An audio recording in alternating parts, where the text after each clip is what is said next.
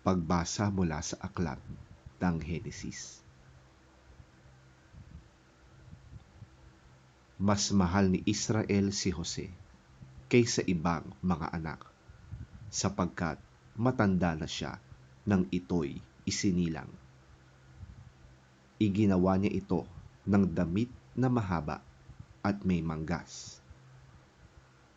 Nang mahalata ng mga kapatid ni Jose na mas mahal siya ng kanilang ama, kinamuhian siya ng mga ito at ayaw siyang pakisamahang mabuti.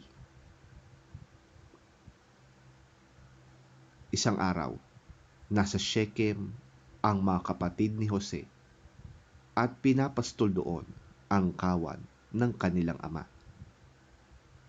Sinabi ni Israel kay Jose, "Gumayak ka at sumunod sa iyong mga kapatid."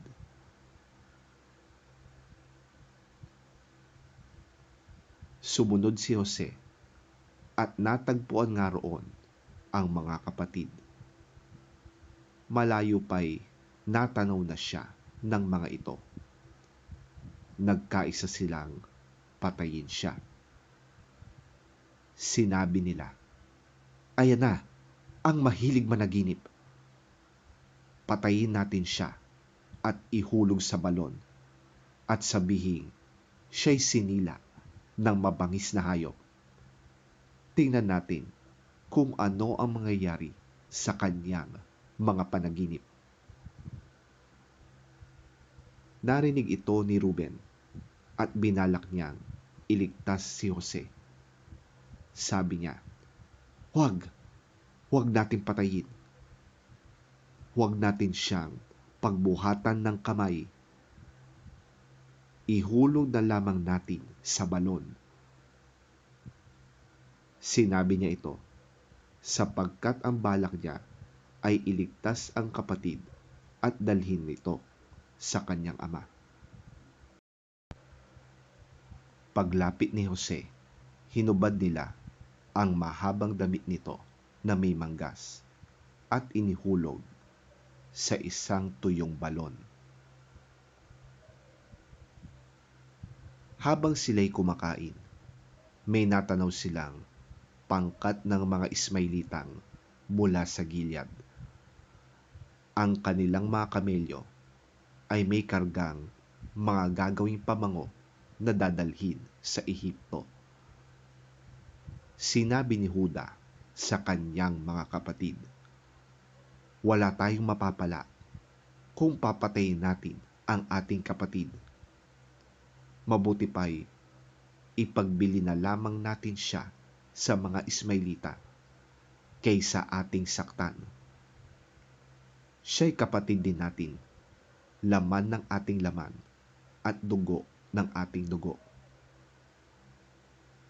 At sila'y nagkasundo. Kaya't nang may dumaraang mga mangangalakal na Midyanita, iniahon nila si Jose at ipinagbili sa halagang 20 pirasong pilak. At si Jose dinala ng mga Ismailita sa Ehipto.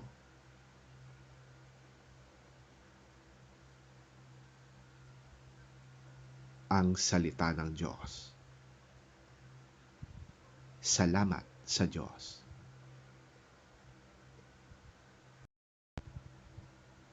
Ang mabuting balita ng Panginoon ayon kay San Mateo. Papuri sa iyo, Panginoon. Pakinggan ninyo ang isa pang talinhaga. Sabi ni Jesus, may isang taong nagtanim ng ubas sa kanyang bukid.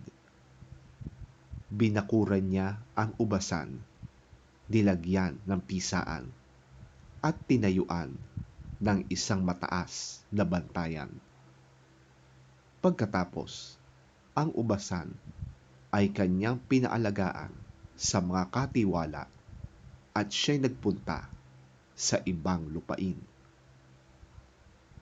Nang dumating ang panahon ng pitasan ng ubas, pinapunta ng may-ari ng ubasan ang kanyang mga tauhan upang kunin sa mga katiwala ang kanyang kaparte. Ngunit sinunggaban ng mga katiwala ang mga tauhan. Binugbog nila ang isa, pinatay ang ikalawa, at binato naman ang ikatlo. Pinapunta uli ng may-ari ang mas marami pang tauhan, ngunit ganoon din ang ginawa ng mga katiwala sa mga ito. Sa kahuli-hulihay, pinapunta niya ang kanyang anak na lalaki. Sabi niya sa sarili, marahil na may igagalang nila ang aking anak. Ngunit nang makita ng mga katiwala ang anak, sila'y nag-usap-usap. Ito ang tagapagmana. Halikayo, patayin natin siya upang mapasa atin ang kanyang mamanahin. Kaya't siya'y sinunggaban nila, inilabas sa ubasan, at pinatay. At tinanong sila ni Jesus, pagbalik ng may-ari ng ubasan, ano kaya ang gagawin niya sa mga taong iyon? Sumagot sila, lilipulin niya ang mga masasamang iyon at paaalagaan ang ubasan sa ibang katiwala na magbibigay sa kanya ng kaparte sa panahon ng pamimitas. Nagpatuloy si Jesus, hindi pa ba ninyo nababasa ang talatang ito sa kasulatan? Ang batong itinakwil ng mga tagapagtayo ng bahay ang siyang naging batong panulukan. Ginawa ito ng Panginoon at ito'y kahanga-hangang pagmasdan. Kaya nga, sinasabi ko sa inyo, ang kaharian ng Diyos ay kukunin sa inyo at ibibigay sa mga taong tapat na maglilingkod sa Kanya.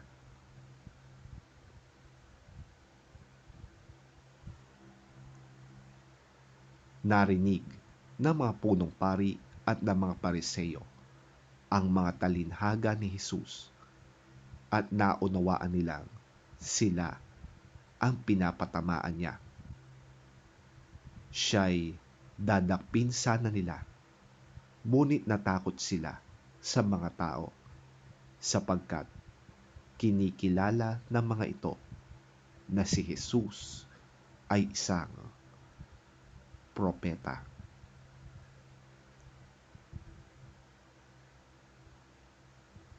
Ang mabuting balita ng ating Panginoon. Pinupuri ka namin, Panginoong Hesukristo.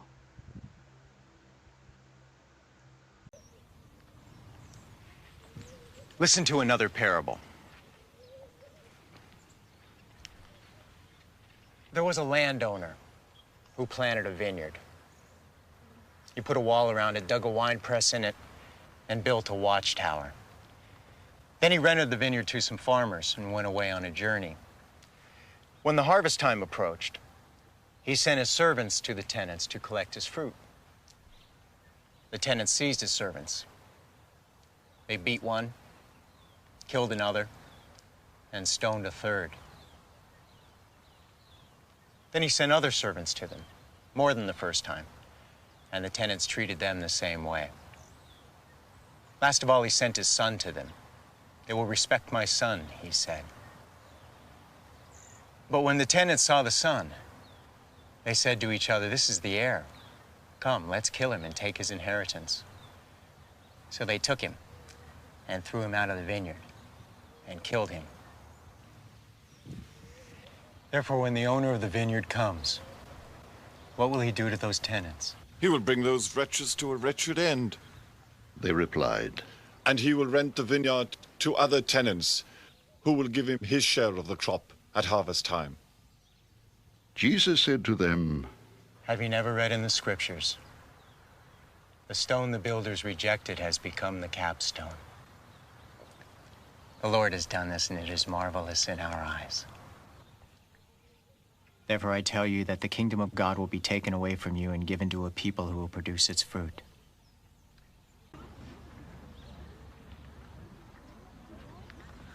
When the chief priests and the Pharisees heard Jesus' parables, they knew he was talking about them. They looked for a way to arrest him, but they were afraid of the crowd because the people held that he was a prophet.